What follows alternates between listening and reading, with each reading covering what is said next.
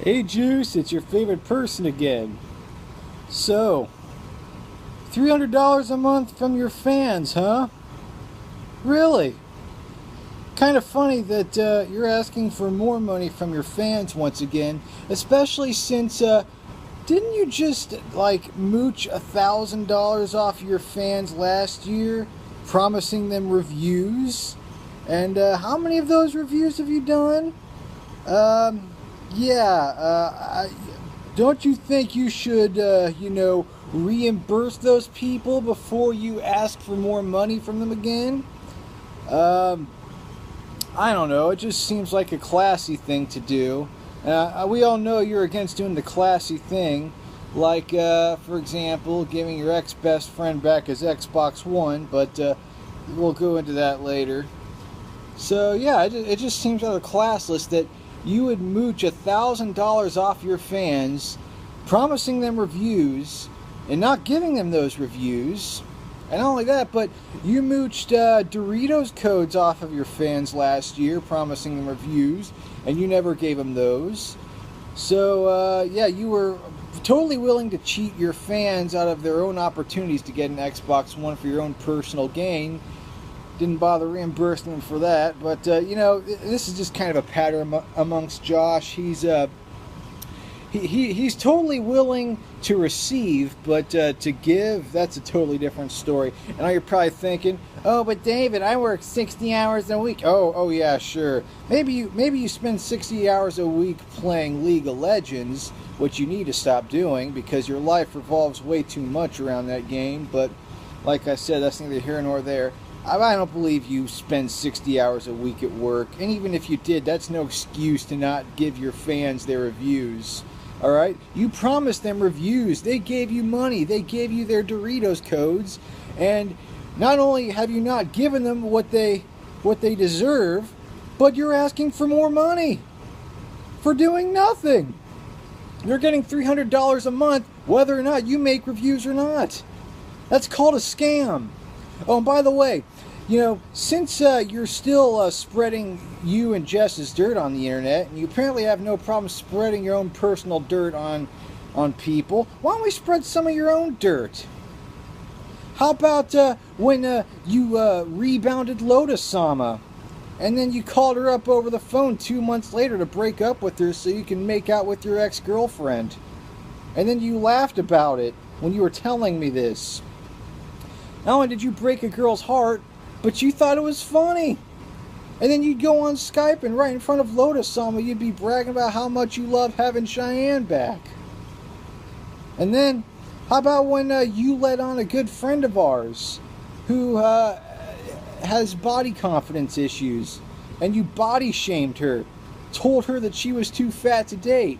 In fact, that's what you did to Lotus-sama too. You body shamed her. You mentally abuse women. You tried to steal other guys' girlfriends. You left me at an airport for 8 hours so you could steal one of your friend's girlfriends. Lied to me about it. Told me you were in a situation you couldn't get yourself out of when you were just trying to charm the pants off some girl. You traveled all the way to New York last year so you can try and get with some other girl who's already in a relationship. There's other shit too. And the way you treat Jess. You know what? Jess was a good girlfriend to you. She may not have been perfect, but she was way more patient than you than she should have been. She was loyal. She stuck by you even when your lousy ass was unemployed. She'd buy you fast food, but all you could do was complain. Bitch and moan about how you couldn't stand Jess. Oftentimes right in front of Jess. She would be depressed because you basically got with her on the premise that if Cheyenne were to take you back, you would leave her. So basically you were rebounding her too. I would be in Skype calls and I would refer to her as the juice woman, and she'd start crying because she knew she wouldn't be the juice woman that much longer. At least probably not. She knew she was scared that you'd end up leaving her, and me calling her the juice woman would just be a reminder of that. You wouldn't care. You had the gall to sit there in front of her and complain about how hard you have it and how sad you were because Cheyenne left you. Big fucking whoop. You're a piece of shit and a loser, okay? I hope to God your son doesn't grow up to be anything like you fucking mooch. All right? Why don't you go out and get yourself a real job, Mr. 60 hours a week? If you're working that many hours and you have that little to show for it, then get another frickin' job. Oh, wait, you almost did have a real job as a policeman. Yeah, he came this close to making some damn good money as a policeman. I gave him a glowing reference. And what does he do? He tells the sergeant or whoever interviewed him, he tells the sergeant that he downloaded some software off the internet illegally when he didn't need to. He just did it just to be an ass, I guess. Well, he said he wanted to be honest. Since when are you the arbiter of morals? Okay, you sit here, you use people, treat them like shit, take advantage of them, and here you are being Mr. High and Mighty, and then you tell me that you're proud of that?